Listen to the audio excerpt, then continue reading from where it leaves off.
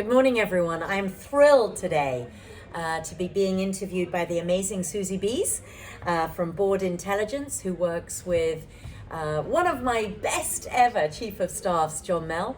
And we're talking about board intelligence, board effectiveness. So over to you, Susie. Thanks very much, Harriet. Absolute pleasure to meet you and really looking forward to the conversation today. I know you're very active on LinkedIn on some of the topics that we're going to be talking about today, so really looking forward to going into them a bit with you. So just to start off with, you've obviously had a fascinating career from being an MD at 29 to being wearing sort of NED and CEO hats simultaneously and changing between the two. So would love to know, reflecting back on your career, what the most defining moment was and why.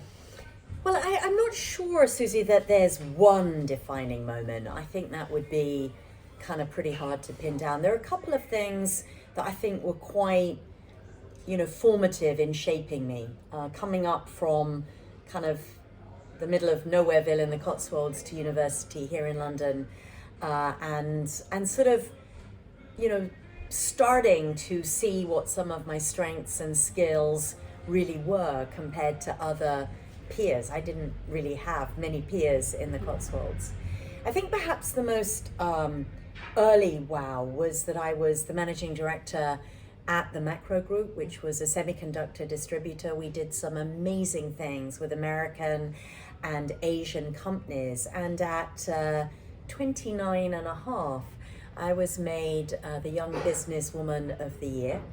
Had to go to a big awards ceremony. Greg Dyke won an award, all these sort of characters. And I bought a new suit and I thought, wow, this is kind of quite a big deal. I think equally defining was joining a big American corporation, Arrow Electronics. And the then CEO, Steve Kaufman, said to me, you can carry on and be a very big fish in the small pond of the UK, or you can really start to explore the world. And so I took on European roles. Arrow acquired a business every 3 months for about a decade and got to work, live and work in 4 continents. So that was pretty defining. I guess cold calling to get the CEOship of Thomas Cook, because I'm not sure anyone else really wanted it, and some of the extraordinary work we as a team did to take Thomas Cook from 17 weeks to live, a 14p share price, to over £1. And on that day, with the amazing team led by Christian Rees-Hansen at McKinsey, to really revitalize with over 2 billion of funds Thomas Cook, so that no one lost out, the pension funds, existing investors, and really transform the company into a growth-based organization. And I think also, John and I were just talking before you came in, being asked to go and work at one of the greatest companies in the world, IBM, and run technology businesses with truly some of the great and good, was very, very defining. So lots of amazing moments, if that's not too long. Brilliant. No, that's wonderful. Thank you. And lots of very different places as well, I suppose, that you've worked. And then looking ahead, what's a new chapter in some ways with what you're doing now? What are your main priorities over the next few years? Well, I kind of think there's a sort of life falls into these buckets, a sort of third. A third, I'm very privileged to be able to spend time exercising as much as I want to. My husband and I have a tandem and we do a lot of touring. Fantastic. We're just planning we did 500k just in one trip from where we live in southern Thailand round to Krabi. And this year we're going to do a big trip around Chiang Mai and the more mountainous region of Thailand in the Golden Triangle. And I run and I get to hike and really enjoy, doing exercise, but not before I start work and not when I'm exhausted. I'm really loving that. And then another bucket is what I would call my sort of creativity, in the sense that I read a lot. I'm a reader. I've been a reader since a little girl. I love to read, and now really enjoying to read and and I get to interview the most amazing writers. Hervé Letellier, last week Colm Toybin, who's written, The Magician and some amazing books. And also I write a lot. I write every day. My novels are rubbish, I think. I'm not sure they'll ever be published, but I get to put out a lot and I enjoy that. And then a third of my time is around purpose-led work, either as a volunteer on boards. I'm coming off the King's Board after almost a decade there, starting schools for the lost girls of COVID across Southeast Asia and expanding those for young women in developing nations that missed 3 years of school during COVID, and just teaching them intensified, amazing English, because with English they'll get a job. And our Mission Beyond work, which is creating a national digital infrastructure that brings the ecosystem of jobs, young people, a sort of career advisor in your pocket to life. So purpose-led stuff.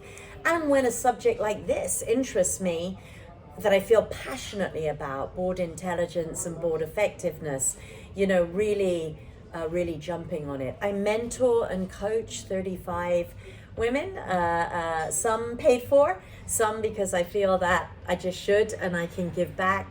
And I really enjoy those discussions. I learn as much from, they're mostly young women, there's a few men too.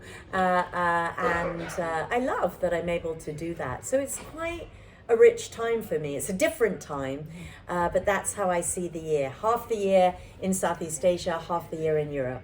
Brilliant, thank you. And then, well, you mentioned there female leaders, some of the ones that you're working with. Would love to know, I guess, which female leader, if you had to pick just one, which female leaders inspired you most and why? This was one of on your little list of questions. I found this one really, really difficult because I didn't really have too many role models, male or female, growing up. I mean, my mom is very much alive and kicking, and at 86 is still a force to be reckoned with. And, is very much the relationship of my life. My father became very ill. We all, led by her, looked after him. And then when he died, she is very Welsh and very hardworking, very stoic. She just keeps moving forward, and she's an important part of who I am. I think my work ethic and my kindness come from that kind of Welsh heritage. There are also women that inspire me today. Our youngest, Gemma, who's a digital manager at Mars, and also the mother of baby True, and at 33, I hadn't done any of those sort of things. And many of the mutual mentees I work with, Emma Cleary, Constant Ayrton, who works with me every day, and strong women at Microsoft and IBM, like Anne Jameson. I guess you couldn't really talk about female leadership without, I was privileged to work for 5 years in IBM as Ginny Rometty led the organization. And I learned so much from her about what's great to do, what's hard to do, and about grit and grace. And, those were very, very special times. I also have great empathy and mentor.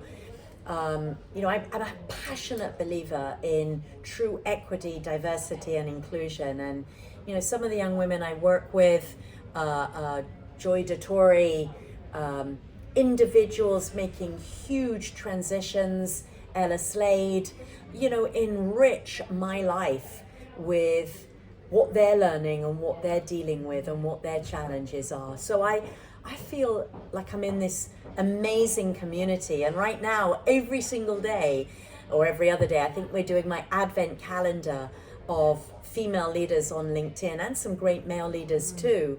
Today, Vandana, an incredible, Indian woman in the Air Force, now a head of HR. I learned so much. And I think that's the key, learning from a network of extraordinary women. It's not about me, sat somewhere handing down stuff. It's about being at the center of a vortex of change. And I think that's very empowering.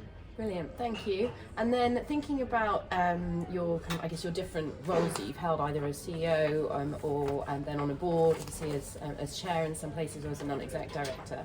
Do you have any golden rules that you try to follow? Yeah, absolutely. And these have come from learnings, very, very challenging learnings. First of all, I don't entertain being on a board, being a chair of anything. And if I'm the only transformer, the only technologist, the only woman, I don't need to do that. I also think, particularly as we come out of this vortex of technology, climate, EDI, health, a sort of vortex of change, and enter a very, very, very difficult period, I think, of negative growth. I think understanding how to drive innovation in any business is, if I'm alone on that board around innovation, I kind of don't do that either. I like being around like-minded people who kind of put up their hand. I think it's beholden on all of us who were in some of the better decades to sort of input into a tougher decade. I think I love plans which are predicated on speed over elegance. I profoundly believe 100% of the shots you don't take will not go in. So you got to take some risk. And one of my most, I think, enduring learnings is how much you can achieve with a richly diverse team if you don't really care who gets the credit. And so, being in those environments, before we talk specifically about what boards should be focusing on, are some of my sort of key things that I always look out for. I also think I like working with CEOs who are constantly learning themselves and who are saying, I always used to say to myself all the time, why would anyone work for me? Really, why would? So every day, if you're asking yourself that, and really questioning, so you create an environment where people want to work with you and for you. I think those days of hierarchical corner office stuff, have long gone. But I really think, and of all the people to give me the most enduring business and board quote, it's actually Oscar Wilde.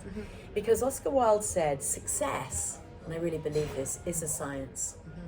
And if you have the conditions for success, you will get the result. So I think it's all about learning, unlearning, relearning, and you've got to be doing that. And the skills that you had may not be appropriate, so you've got to be gaining, new skills. And I'm excited about that, and that excitement is what should fuel us all. Brilliant, thank you. And obviously we have a very challenging kind of broader economic context, certainly here in the UK and all over the world really. Obviously there's a lot that we read in the news. Would love to get your insights, especially if it's something that's not necessarily in the news, on what is keeping board directors in the UK awake right now. And I'd love to know as well if there's any differences that you see in the UK versus on international boards that you sit on. Yeah, I think if I take two things that are entirely global and then some very specific things. So I think the global things that are keeping those of us who, think business is a global enabler awake at night is, first of all, that if you study history, and I know I'm a historian by sort of primary degree, but the only thing that really, in our sort of modern contemporary world, leads businesses, organizations, units, you name it, out of recession, out of negative growth, out of this really tough period, that everyone has had, and that is innovation. Everyone's done the cutting they can cut, they've, simplified all that they can simplify. So now it's innovation. So if you take the 1950s, a pretty devastating World War, 58 million people conservatively killed by Spanish flu. And what led the 50s kind of into the 60s was innovation, electrification of the grids, new kind of electrical products. People like Sony creating an entire new category killer, the transistor radio, which made the whole entertainment world portable and started a level of growth that was unbelievable. In the mid-70s, even major giants in the mid-70s were failing, barely making payroll, and Microsoft was born. And everything about Microsoft was focusing on innovation within software.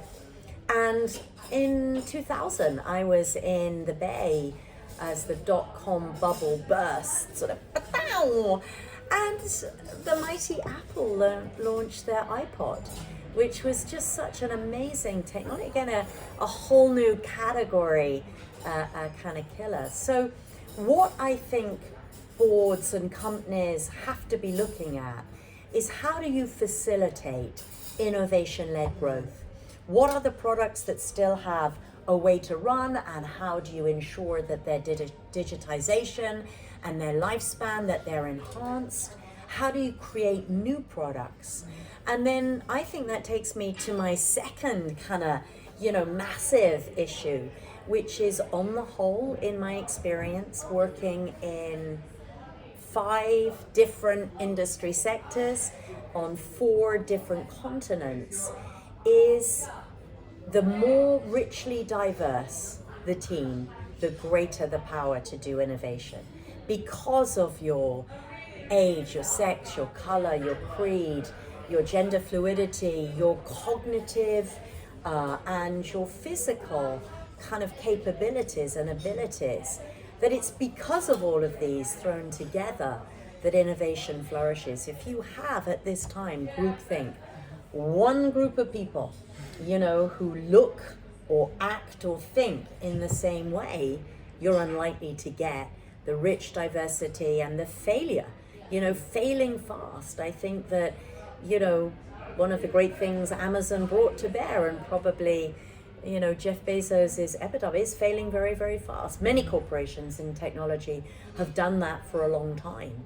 But, we have to create ways in which failing fast is good, not something that you think, wow, we wasted time and money. So I think all boards globally need to be thinking about innovation-led growth, about taking, the right risks to move the organization forward, and to clearly have equity, diversity, and inclusion plans. Because what's different now than a decade ago is folks only want to work in environments that have a clear sense of purpose in whatever they do, and an employee value proposition that will enrich them. That gives them sabbaticals, that gives them shadowing, that really gives them an opportunity to thrive and flourish. And so I think that's imperative. I think the biggest issue, in some of the, Asian boards have to really hone down on the talent and the innovation and the creativity they have in youth, because they are the developing nations. I think North America's challenge is very deeply that you have the construct of the same person who is the chair and the CEO, which means that really the work of boards happens within the committees. So again, do you have a richly diverse board, as well as people who know how to get very important work of REMCO, NOMCO, and CSR done? In continental Europe, making sure that the clear roles and responsibilities between CEO and chairs, or are chairs really going to run everything and the CEO is doing something different. And here in the UK, where we have, a distinct chair role and a CEO role, how do you get maximum effectiveness at this time when people are feeling more cautious and more risk averse, to get rich boards that get stuff done, but also understand technology, understand digital change, as well as real empathy for a very changing workforce and how they think about the world of work. So all of those things should be keeping us up. Brilliant, thank you. And actually that leads us really nicely on to some questions I've had around how organisations go through those changes and transformations. So I guess thinking first of all about organisations, say often might think smaller organisations find it easier to be agile, and then as they grow they sort of slow down and become more bureaucratic and have more process, etc. How do you think organisations can remain agile, whether they be the IBMs of the world or kind of medium to large size organisations that are growing? Yeah, so I think that for me, having been involved in a number of big changes in different parts of the world, different sectors, different companies, there's a couple of really defining elements. I think it's really important. This sounds so simple, but I'll give you examples. It is so important that everyone in the organization understands their part in whatever change you're embarking upon. And so often change is communicated to investors. You raise the money you need, the C-suite kind of gets it, and people working in the cabin crew, people working in the restaurant facing, the clients, people out there talking to customers, don't really know what has changed. And more importantly, what work they do that's changed. I think regardless of small, medium or large companies, the communication and the clarity that enables every single person in the company or those involved in a specific changes know what's important. Whether that's technology, that IBM wants every single person in the company to be trained to deeply understand every aspect of the technology that is being sold. In some transformations that have not worked, where really people within the airline, people within the hotel organization are unaware of their part in what they do differently every day. So for me, that clarity of goal and the constant work to communicate it is really, really key. I think secondly, in a period of limited assets, limited funds, recession, I think it's very important that the ideas, the innovation are really socialized, marketed, and sold, and then you can make things. I think gone are the days of a business that is entirely focused on hard assets that you either have to fill or you have to flex or you have to lay off. I think that agility and flexibility comes in the marketing and the sharing of these products, services, and capabilities, such that you really get people's buy-in before you start building factories and creating, hard sites and lots of constructs. So I think agility is within the whole mission of the marketing, the selling, the people, the units. And I think that another very important area going forward is intersectionality.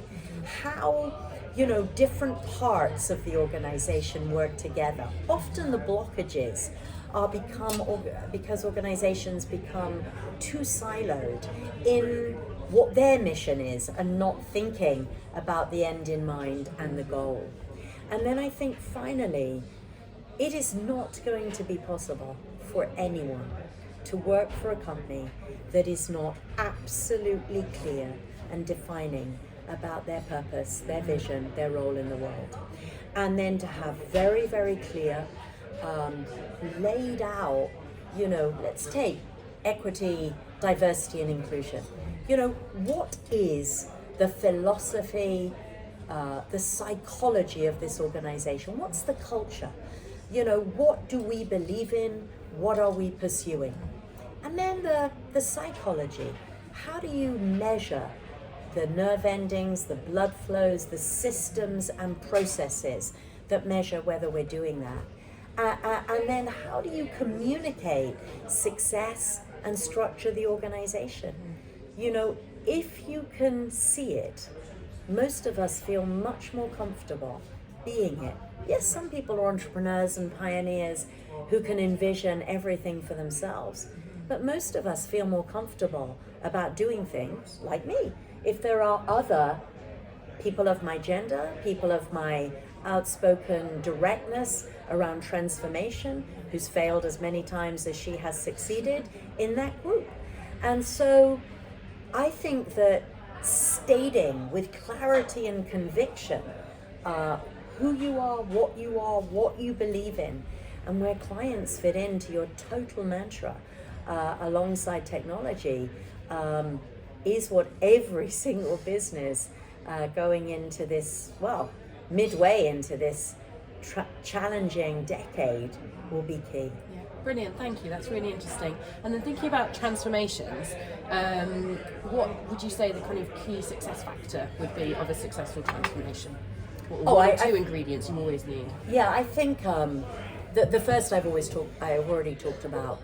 For me, you know, in your C-suite, those who help you communicate and manage people, your global head of human assets, human resources, and how you communicate those messages, you know, to the broadest stakeholder of investors, the board, the C-suite, and the person who is gonna deliver that cup of coffee or fly that plane or sell that technology to the client. If everyone does not know their role in that, and then the metrics that show on a daily, weekly, monthly basis the progress that you're making against those goals, so that everyone can see that what you're doing is working, or if it's not working as you would like it to work in those early stages, what are the changes you'd make and why?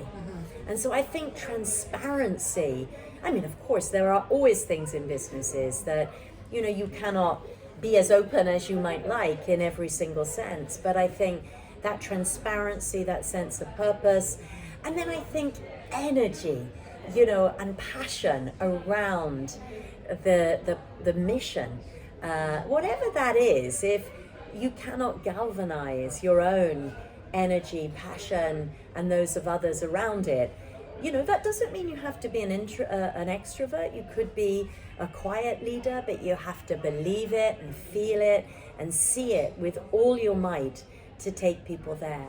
And, you know, if you can't believe in yourself, it will be very hard to get others to believe in you.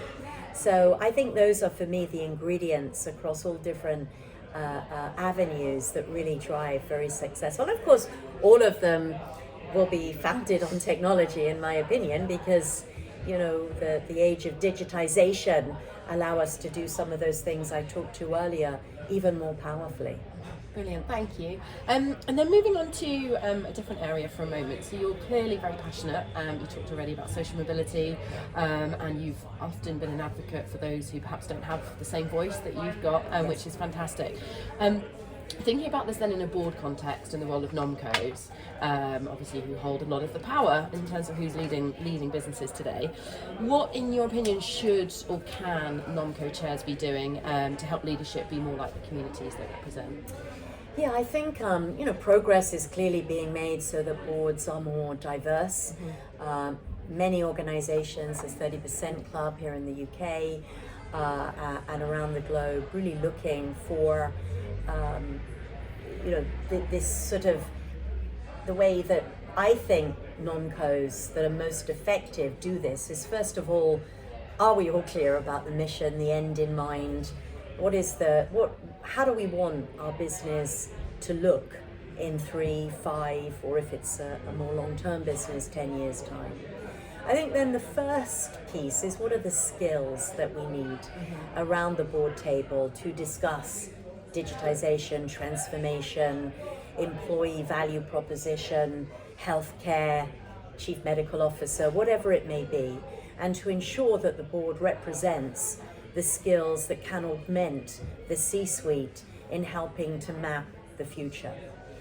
I think then there's a much more, and I think within that should be, there should be the rich uniqueness of people because of their age, sex, color, creed, sexuality, physical and cognitive abilities. It should look like the world they represent. That is much easier to say than to do, but there are increasingly agencies and connections that enable that.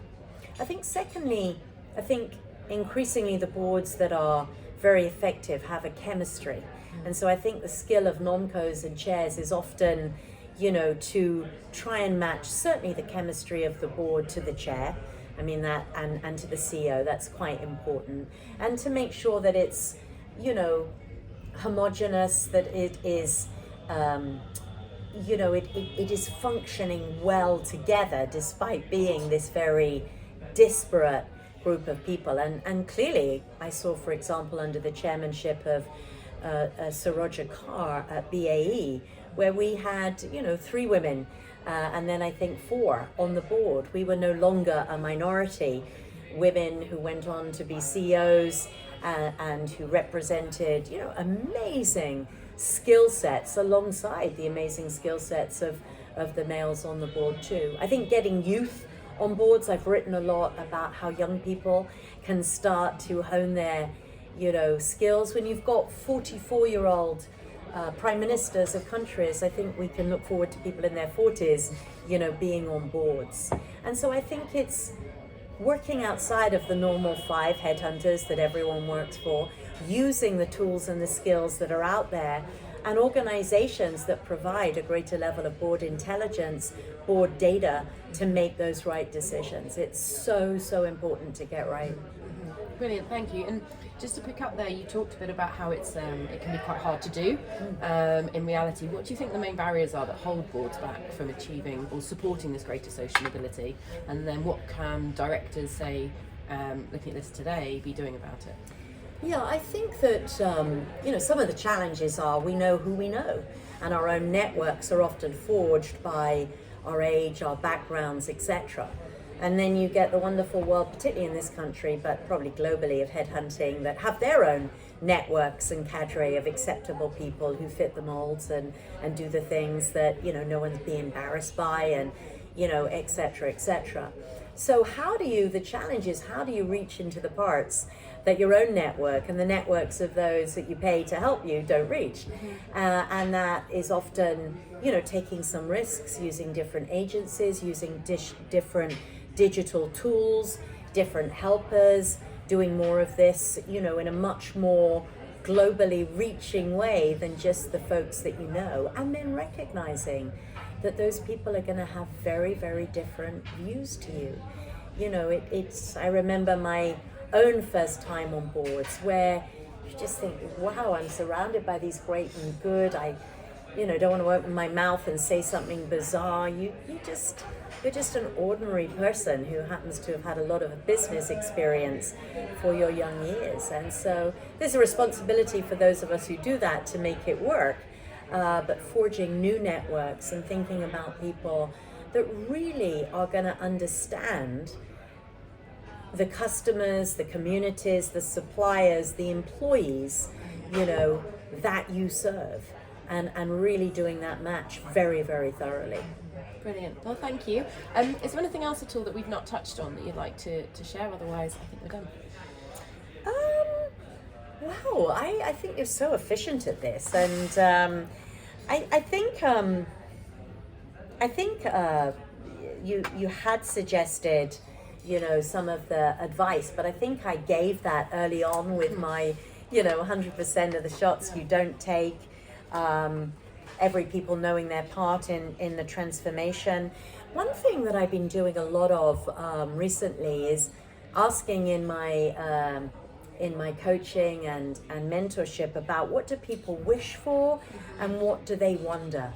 And that's opened up quite an interesting vista of more creative and innovation-led answers. But I think in business and boards, I'd end back with of all the strange places to start, Oscar Wilde.